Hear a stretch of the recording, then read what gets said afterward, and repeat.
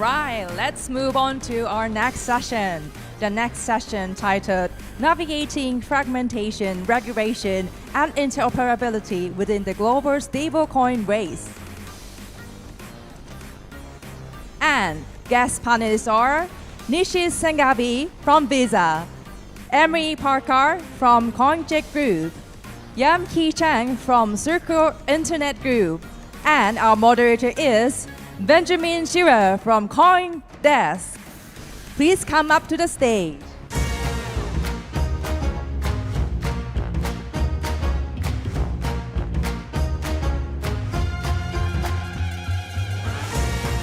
All right. Hello, everybody.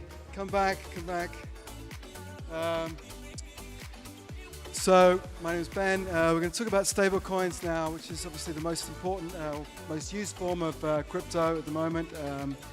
We've obviously gotten a big jump from the Genius Act being passed in the United States. There's a lot of interesting things happening around the world. So we have some great panelists here to talk about the state of stablecoins. I'm going to talk about some of the challenges of adoption around the world. This is Nischint. You want to introduce yourself? Hello, everyone. My name is Nischint Sanghavi. I take care of Visa's digital asset business for Asia Pacific. Great to be here. I'm hoping some more people can come back in as this traffic clears up. But great. It's a very exciting topic, and I think Japan is going to be at the forefront of it as well. So, yeah, let's continue the discussion. Emily? Hi, I'm Emily Parker. I'm here representing Coincheck Group, which listed on the NASDAQ in December. And Ben and I used to work together. And I follow stablecoin developments pretty closely, specifically in the United States and Asia. Yam Ki? You're so far away. I know, it's like, hello. Say hi over there. My name is Yam Ki CHAN. I oversee Circle's Asia business. It's a pleasure to be on this panel with these distinguished guests.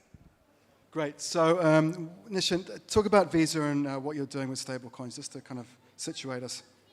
Sure. So we've been preparing for this moment. I mean, now the stablecoin is something everybody's been talking about, but we've been working on this in the back for the last 5 to 6 years. And some of the key initiatives that we are right now focused on, first one is on settlement infrastructure.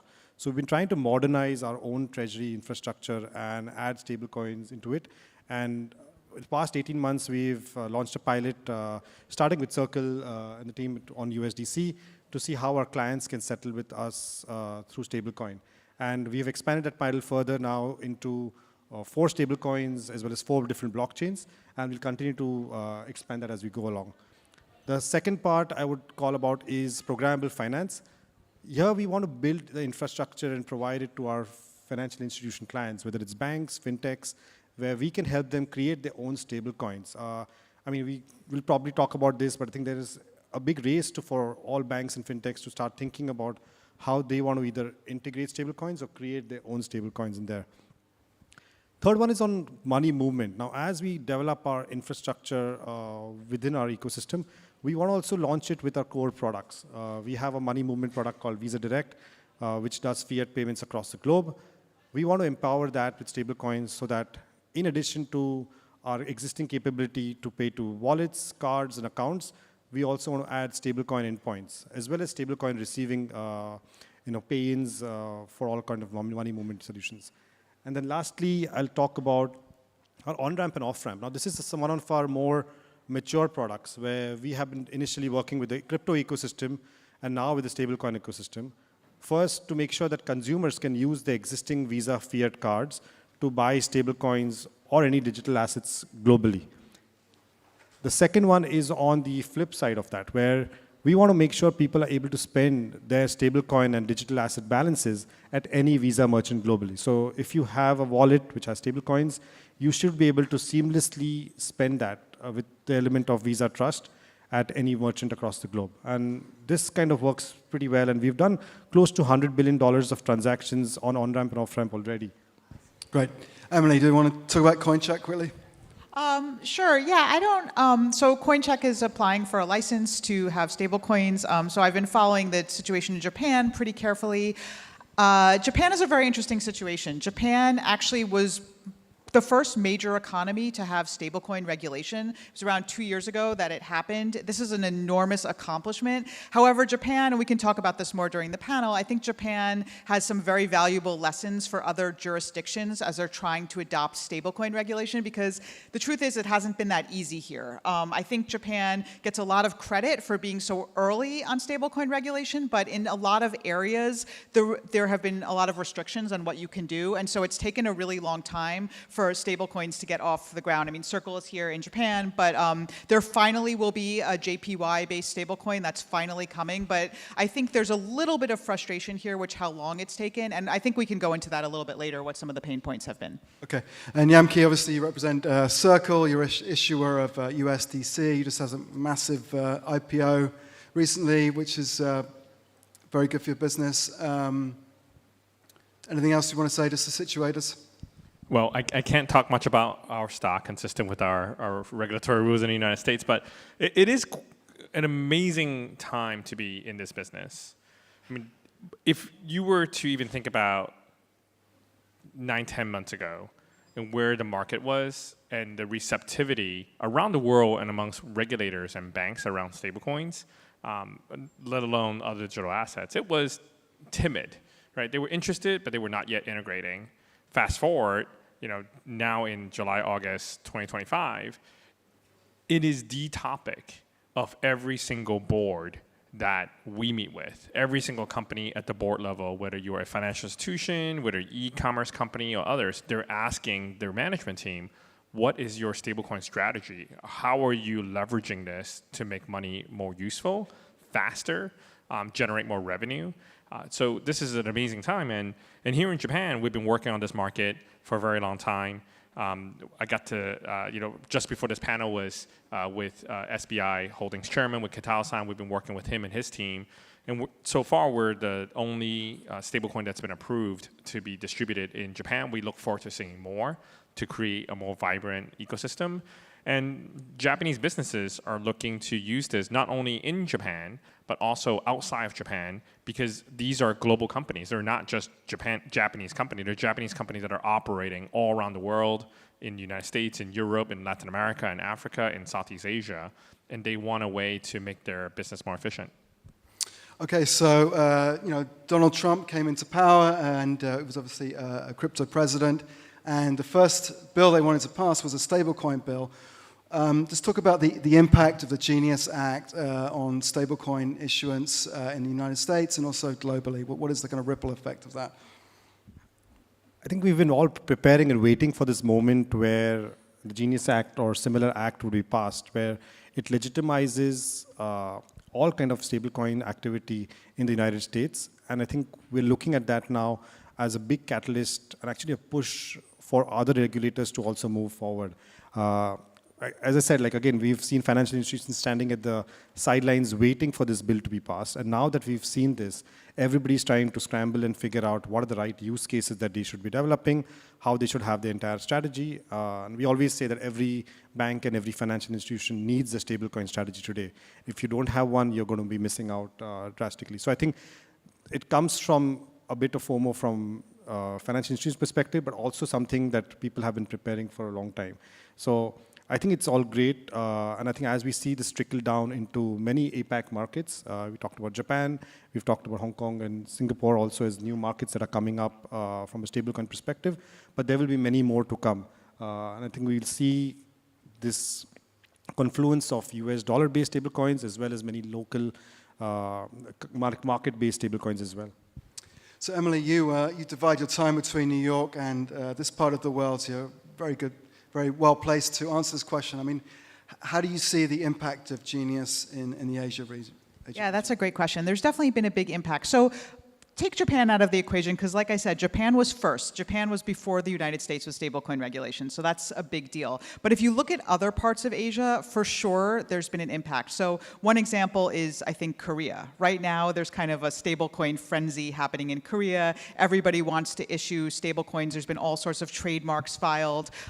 It's kind of one of those things where, I mean, and I think the Circle IPO has something to do with this as well. Yam Ki can't say this, but I can say it. Where basically, because in some Korean companies, if they have a stable coin in their name, the stock will go up. And I think, people were watching what happened with Circle. And then another really interesting effect of Trump and the US stablecoin regulation is China. So we're now seeing reports that mainland China is actually considering issuing stablecoins pegged to its own currency, and that clearly has some relationship with the United States and the idea of, this idea of US dollar dominance and having the Chinese currency play a larger role around the globe. So I think, these are definitely some specific cases where we're seeing an impact. Also, in the case of Japan, I think as Japan tries to kind of hone its stablecoin regulations and avoid some of the problems that it's had, I wouldn't be surprised if they start looking at what's happening in the United States. So China's very much identified with a CBDC, which is a central bank digital currency. Do you see them switching into a more stable coin first strategy? Yeah, I love that question. I actually just asked somebody the same exact question. So they're different, right? The CBDC is a Chinese government currency, and stablecoins are, at least in theory, for businesses. So it's not like one would replace the other. But as you all remember, there was so much news about the Chinese CBDC for a while. Like this was going to be the biggest thing in the world. Clearly, some of that momentum has died down. So I don't think that it's going to replace it, but I do think that we're going to see more energy shifting towards stablecoins. Yam Ki. A few things. One is that on CBDC, as part of the Genius Act, there was the anti-CBDC bill that passed. So at least in the United States, it's very clear that the US government at the moment is not going down a CBDC path. What it means, though, is that for governments around the world that we live in, whether you like it or not, in the financial services world, the US sets a significant part of the rules of the road. And that signal around A, stablecoin, B, no CBDC, is leading to other countries to also adjust their focus. Korea, I was just there last week. A week and a half ago, the governor of Bank of Korea has paused their CBDC project, and now they're working through how to think of stablecoins. Yeah, I just want to add something real quick on CBDCs. So I think you're totally right. There's a kind of contagion effect. I mean, as you remember, when there was all the news about China issuing its CBDC, basically every country was like, oh, now we need a CBDC. But I do want to add that one concern that I have is that in the United States, the CBDC has become this sort of weird, I don't even know, this very weird topic where, there's all these bans on this thing that doesn't even exist. And the idea is okay, we don't want this CBDC because it's a surveillance mechanism. But I guess one concern that I have is that because everybody has put so much attention on CBDCs, they're not really asking that many questions about privacy in stablecoins. And Chris Giancarlo has been on this topic forever. He's writing a book and it's in that. But there are questions about what are the privacy protections in these privately issued stablecoins. And it's kind of a very American thing to be really scared of what the government does, but be really complacent about what private companies do. So in that sense, I don't think the CBDC discussion's entirely healthy. So true. So we're moving to a world where every company and his uncle is launching a stablecoin. Is that long-term feasible, do you think, or is there going to be some consolidation eventually? Can we have every company having their own stablecoin, or is it just too much? I mean, you mentioned backstage, Emily, the companies are doing this kind of thing where they're trying to raise their stock price by launching a stablecoin. So it doesn't seem very feasible long-term. Oh, yeah. Please. Yeah, I don't think it's great at all. I think it's we see this a lot in this industry. Something good will happen, and then the industry takes it to excess. And I feel like that's what's happening with stablecoins. Yes, it's great that we have stablecoin regulation. It's great that people are excited about stablecoins. Does every company need to be issuing a stablecoin? Absolutely not. And so what we're going to have is a lot of stablecoins that go onto the market without any use case. You could potentially have a really dangerous bubble effect with the stocks, right? Because these stocks are rising because of a stable coin that doesn't do anything. So yeah, I definitely think it's something to be concerned about. Are you concerned, Nischint? I mean, there is a certain amount of concern, but I think the key thing is right now, there are other factors that we need to look at, right? When we have different regulatory environments in stablecoin as well, we have the Genius Act, we have the MiCA, we have Japan's. They all have their own nuances, own differences, right? So we need some kind of a consolidated effort to have a globalized standard for stablecoins as well. That's the first part. Second is from a technology perspective. Now you have this entire debate on private chains, permission chains, public chains, stablecoins on multiple chains. How does the interoperability part work is a big question mark today. Now, one is, of course, between the one stablecoin issuer themselves, like Circle has many stablecoins and they have their own interoperability protocols, but then as you have 50 or 70 or 100 different stablecoin issuers, how does that play out? And that's going to be a big question mark for us to solve.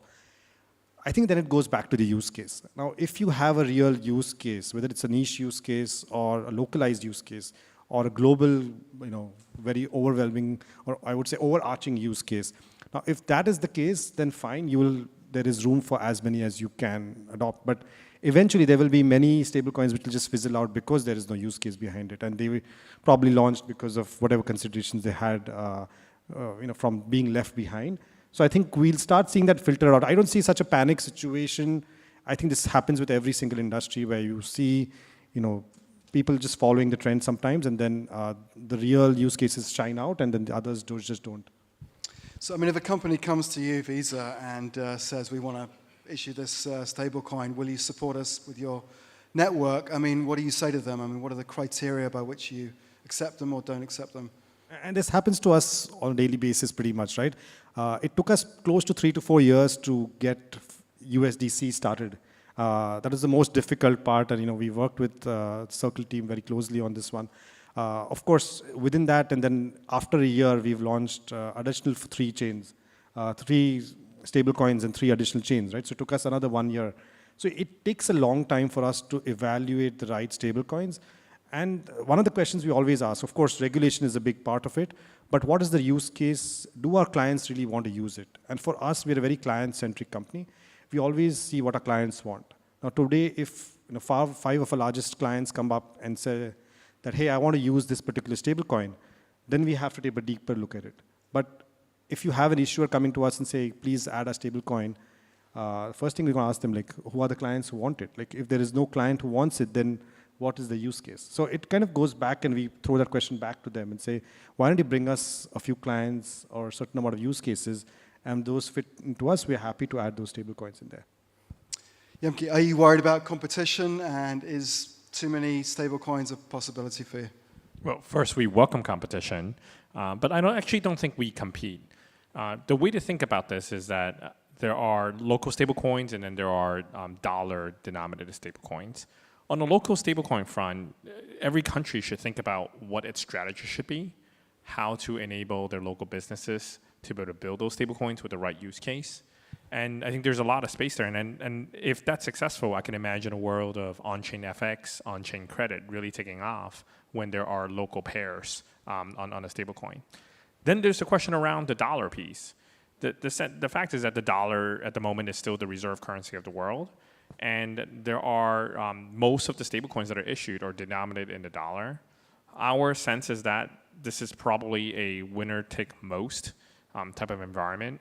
And the challenge really is around what I call interoperability. And I mean it in like 3 ways. The first is interoperability from a regulatory perspective, the work it takes to get licenses in all of the key jurisdictions around the world that matters, and to get recognition. It takes us a lot of time. You got to do compliance, you have to work with the regulators, you got to figure out the structure, all of that. The second piece is global banking. This is, in a way, part of the on-ramp, off-ramp. You need to have the ability for someone, especially for a stablecoin that's used cross-border, that when you give it to them, their vendor can get out of it on the other side, or else it's just a loyalty token. And then the third piece is around the non-banking liquidity. Are there enough partners and use cases around the world that will actually take that stablecoin, and whether they will hold it or they will transact it in other ways? And all of this it takes a lot of time to build. What I think we also miss is that how do local stablecoins then work with a well-regulated dollar stablecoin to take advantage of that liquidity? That you may have a local one, but at the end of the day, to bring that demand and bring that liquidity is actually through one that's global. And for businesses themselves, they have to start thinking about where do they want to be in the stack? What are their core competencies? For some companies that are, for example, e-commerce companies, gaming companies, they have enormous amount of distribution. but are they a financial services business? Do they know what it takes to run compliance, to do KYC check, to manage banking globally? And then for financial services firms, they may have bank accounts or banking in 1 or 2 jurisdictions, but do they have it in 15, 20 jurisdictions? And do they have the patience and the risk appetite to have licenses in different places around the world that really matters? You mentioned the USD being the reserve currency of the world, and that was definitely a consideration of policymakers in the US to have stable coins as a kind of pushing that US dollar power into the world. Do you think that stable coins will cement the dollar as the reserve currency of the world? I don't know if it would cement it, but I think without it, the US would not be winning it. There is obviously a digital currency race, and every country is thinking through how to upgrade their existing system to a better form of money, putting aside which currency is better or not, just the ability to adopt new technologies. It's as if, the US has been lacking for a very long time. Out here in Asia, many regulators have real-time payments and QR code. The US is still stuck on cards, right? And there are better forms that are faster, more interoperable. And if the US doesn't innovate, it would fall behind. So it has less to do with the denomination, has more to do with the technology that wraps around your currency. What do you think, Emma? Well, there are also other macro factors that would affect whether the US dollar becomes a reserve currency or not, and a stablecoin is just a digital version of the US dollar. So I don't think just like whatever happens in stablecoins is enough to determine that fate. It's kind of like when everybody was worried about China's CBDC, and they were asking if the Chinese currency would become the world reserve currency because of the CBDC, and then other people were saying, well, it's still the Chinese currency. There's still a lot of things that would have to happen for it to get to that point. Any thoughts, Nischint? On this topic, I think it'll go back to what current trade flows look like, right? So if you have US dominance on X amount of USD dominance for, I don't know exact figures, but say 70, 80% of overall trade flows today, I think it'll eventually merge with that number. So while we have 95, 97% of USD-based stablecoins today, I think that number would eventually graduate to that as we have more and more local stablecoins. So I think it's going to be not about cementing it or replacing it. It's probably following some of the current trajectory and just replacing the current USD flows with USDC or other stable coins as they come along. Yeah, according to the Federal Reserve, 75% of trade invoices in Asia are denominated in the dollar. And that includes all the currencies here in Asia. And if you remove the RMB denominated flows from China to specific countries that are more government mandated than it is market based, the percentage is probably higher. In Latin America, it's around 90%.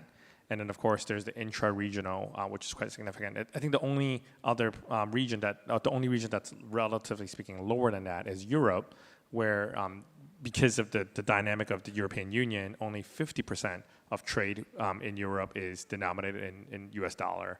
But you're also dealing with a trade union that's pretty consistent, as opposed to, it's more like a federation than it is like trading between different countries. So Emily, give us a sense of Japan. You spend a lot of time here, and you can obviously compare with the US. Where is Japan in its kind of evolution and stablecoins? Sure. So, and you can talk about this as well. As Yam Ki said earlier, USDC was basically the first and pretty much the only until now. There is a JPY stablecoin coming, but USDC was sort of alone for a while in its license approval, and I think there's a lot of reasons for that. So, as I said earlier, I think Japan deserves enormous credit for having comprehensive stablecoin regulation, possibly the first major economy in the world. But there's just been a few pain points, and I think every country is going to deal with this. And the pain point is just how do you balance consumer protection with innovation? It's kind of the oldest pain point in the world. And so, just to give a few examples, when you look at the Japanese regulations carefully, which I've done, there's a lot of things that make it very difficult to issue a stablecoin. So for example, there's 3 different models. There's banks can issue, trust banks can issue, and then there's the money transmitter, fund transfer, however you translate it, model. So there's 3 different models, but in reality, it's been very difficult for banks to issue stablecoins. Trust banks is one of the more common models, but there's some real restrictions on what trust banks can do. So for example, with Japanese yen stablecoins, there was a restriction for some of these models that said you basically had to keep the reserve assets in Japanese bank accounts, which get like no interest or very little interest. So that's not much of an incentive for businesses. On other models, there's things like a 1 million yen transaction limit. I think that applies to USDC. So there's just a bunch of different things like that. I think there's some nervousness on the part of regulators about know your customer, KYC. So again, it's very well intentioned, but I think there's been a struggle to actually issue stablecoins, specifically JPY stablecoins, because of how strict these regulations have been. Do you agree with that, Yam Ki? Well, I think first and foremost is give credit where credit's due. Japan is the first major country to pass a stablecoin law. We worked with the regulators here to work through a model that was acceptable to them, acceptable to us, that make it interoperable, it doesn't fragment USDC at a global level, and doable with a partner here on the ground. And I'd also give a lot of credit to Katao-san and SBI Group for being willing to be the first to go and get that done. I think now the challenge is we've got many more partners that want to distribute. They have to go and get the license from the local regulator. And you've gone through one, and presumably the second and third and fourth should be easier. But we've also seen political changes here in Japan, so to navigate that.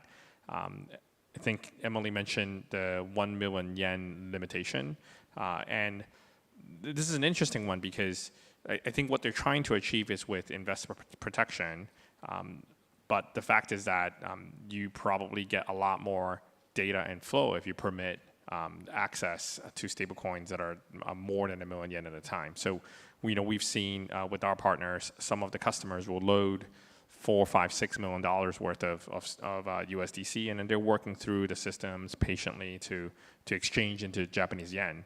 And what it does do is it creates slippage in pricing for the customer. So they have to spend more time, pay more transaction fees. And if you want a large corporation to be able to adopt this, they're not going to sit around and wait for that. So I think these are some of the things that hopefully in future reforms, they'll be adjusted.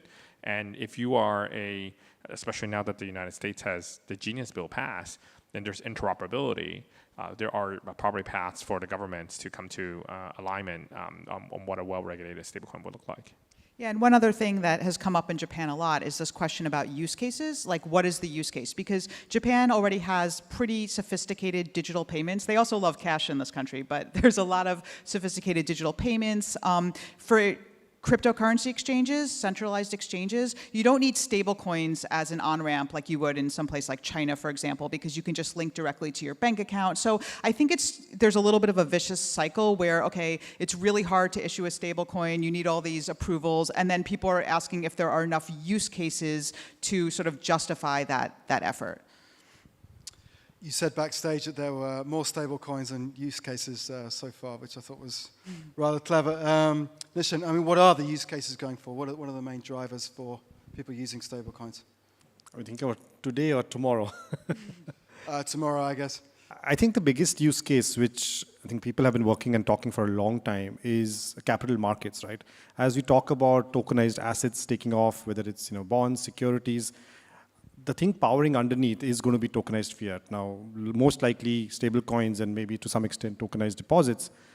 That's going to be the biggest use case in terms of numbers. But to reach that scale, which is hundreds of millions and eventually billions of dollars, I think there's going to be a lot of work to be done. So that's, I would say, a more 3 to 5 year horizon use case. But then the current and the next 18 months, I would say it's cross-border money movement and settlement, right? Like that's something we've already seen a lot of use cases where people are seeing tangible benefits of moving money 24/7, not limited by public holidays, weekends. The cost is a bit lower. So that's the second one. And another future one I would probably put out there right now, since everybody does talk about it, is AI, right? So AI and stablecoins as some kind of an agentic, intelligent commerce use case where we can see stablecoins driving programmable finances along with AI. We've seen a few use cases, but not very convincing yet. But I think in the next, again, 12 to 18 months, as even AI develops and as people start looking at micropayments or other forms of payments, maybe stablecoin has a future there as well. Maybe you could just unpack that a little bit. I mean, agentic, what does that mean?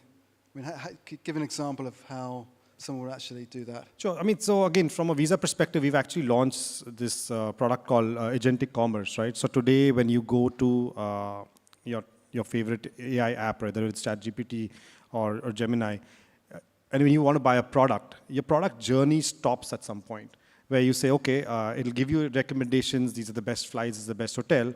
And then what? Then I have to go back and buy everything myself.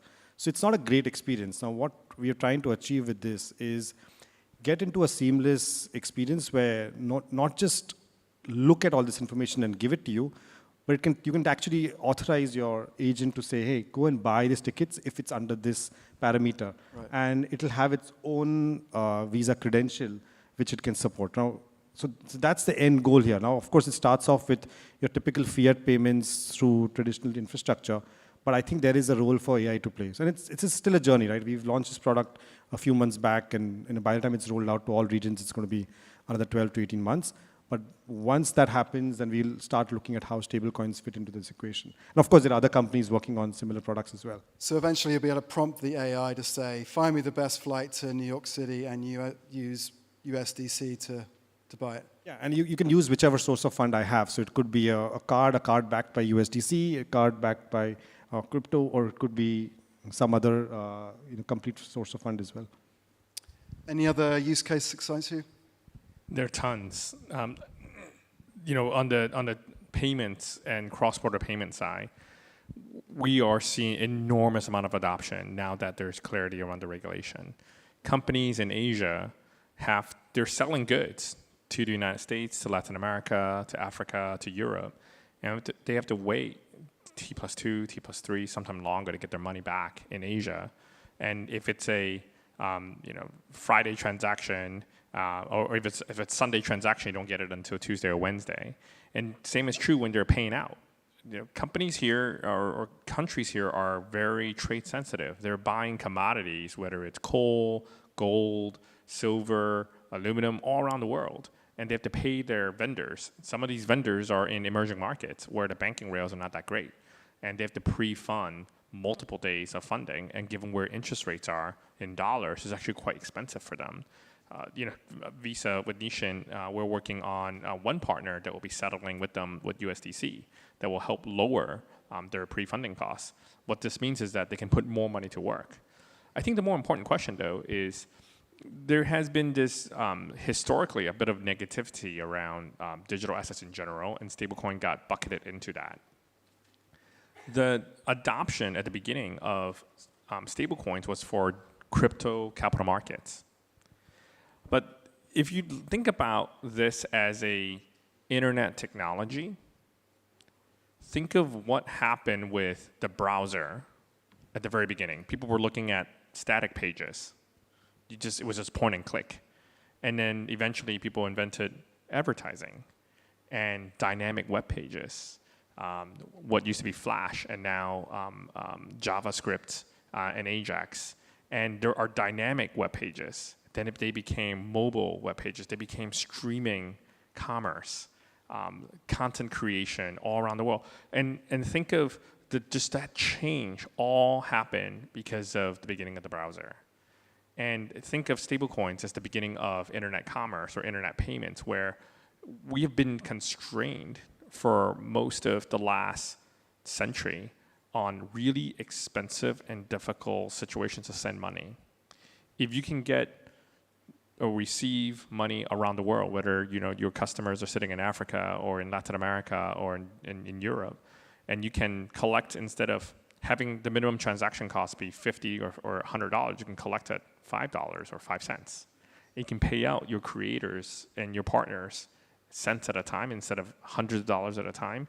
It changes the entire business model for lots of businesses, and I think we're just at the beginning of that. I don't think we fully understand that yet. So if we're at the equivalent of 1995 with the internet and a static web page, what is the equivalent of 2025 in stablecoins?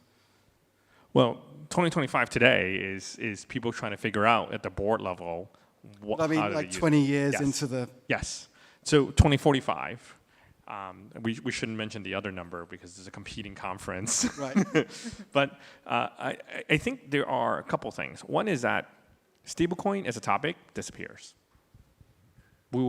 there's no conversation of how do you use a stablecoin in the same way of there's no conversation today of how do you build an internet business. It just is. It's like what is the product you're building? How is it going to get to your customers? And how do you receive payment for it automatically?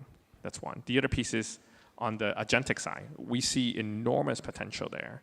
I mean, think of all the trade that happens right now on trade financing, which is there's I think a $4 billion gap by the assessment by the ADB of trade that does not happen because of the gap in trade financing.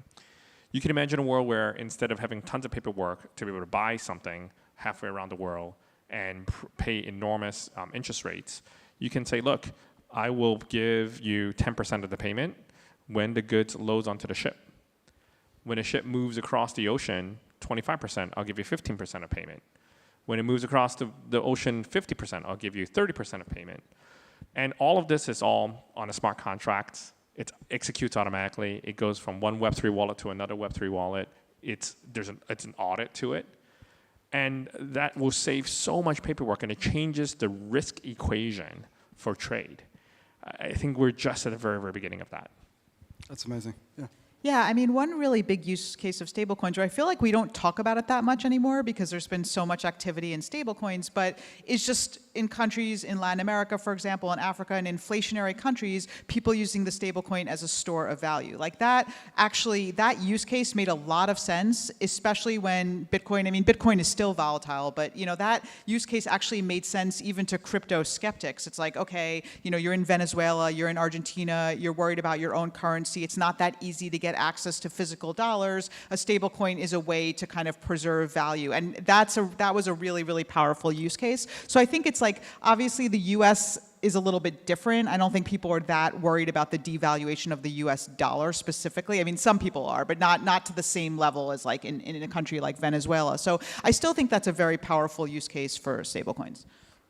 I think just to add on Yam Ki's point on this 20-year journey, right? I think when you were in 95 or 2001, you cannot imagine the use cases that were coming out. Like I don't think anybody imagined a Grab or Airbnb or any of these apps. I think we're probably in a similar situation. We can, I think and discuss about a lot of these future use cases, but probably those have not even been born yet, right? So I think it's going to be an exciting next few years as we go along this journey together. All right, I think that's a great place to stop. Thank you so much to the panelists, Nischint, Emily, Kim. Thanks so much. Thank you so much. Thank you. Thank you so much.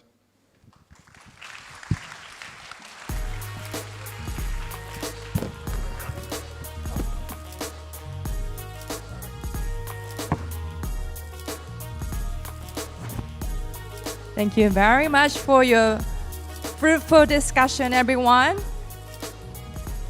Now we are having a photo session.